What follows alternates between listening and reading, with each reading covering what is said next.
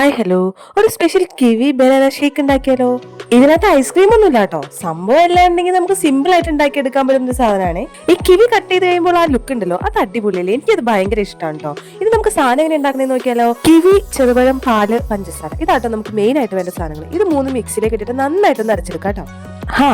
സംഭവം സെറ്റായി. ഇനി നമുക്ക് ഡെക്കറേഷൻ പരിപാടിയിലേക്ക് കടന്നാലോ? നമ്മുടെ കയ്യിൽ ഇതിൽ നട്ട്സ് ഒക്കെ ഉണ്ടെങ്കിൽ നമുക്ക് ഇതിനകത്ത് ഇട്ട് കൊടുക്കാം കേട്ടോ. എന്റെ കയ്യിൽ കുറച്ച് ബദാം ഉണ്ടായിരുന്നു, അത് തന്നെ ഞാൻ ആദ്യം ഇതിനെ കുറച്ച് ബദാം ഇട്ടു. പിന്നെ നമ്മൾ അടിച്ചു വെച്ചങ്ങനെ ഷേക്ക് ഒഴിച്ചു.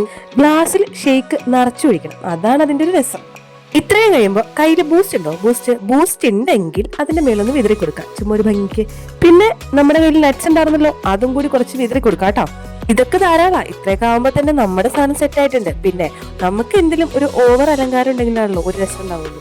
അപ്പൊ കുറച്ച് ഓവർ അലങ്കാരം കിട്ടാൻ വേണ്ടിയിട്ട് ഞാനൊരു സാധനം ചെയ്തിട്ടുണ്ട്. ഈ കാണുമ്പോൾ കിവിയുടെ സൈഡിലൊന്ന് കുത്തി വെച്ചു. ഇപ്പൊ കാണാനൊരു ഭംഗിയൊക്കെ ഉണ്ടല്ലേ. ഇനി നമ്മൾ ഉണ്ടാക്കിയ സാധനത്തിന്റെ യഥാർത്ഥ ടേസ്റ്റ് മനസ്സിലാക്കണമെങ്കിൽ ആദ്യം തന്നെ നമ്മൾ ടേസ്റ്റ് ചെയ്ത് നോക്കരുത്. നമ്മുടെ വീട്ടിലുള്ള ആർക്കെങ്കിലും ടേസ്റ്റ് ചെയ്യാൻ കൊടുക്കണം.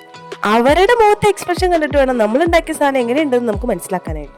അപ്പോൾ ഞാൻ ഉണ്ടാക്കിയ ഈ ഒരു ഐറ്റം ടേസ്റ്റ് ചെയ്യാൻ വേണ്ടിയിട്ട് എനിക്ക് കിട്ടിയത് ഈ ഒരാളെ കേട്ടോ. വേറെ ആരുമല്ല, എന്റെ സ്വന്തം അനിയനാണ്. അവന്റെ എക്സ്പ്രഷൻ കണ്ടിട്ട് നിങ്ങൾ തന്നെ പറഞ്ഞോളൂ ഇത് എങ്ങനെയുണ്ടെന്ന്. എങ്ങനെയുണ്ടെന്നല്ല, എങ്ങനെ ഉണ്ടാവും. അപ്പോ ഈ വക സാധനങ്ങളൊക്കെ കയ്യിലുണ്ടെങ്കിൽ ഒന്ന് പരീക്ഷിച്ച് നോക്കോളൂ കേട്ടോ. Okay, by.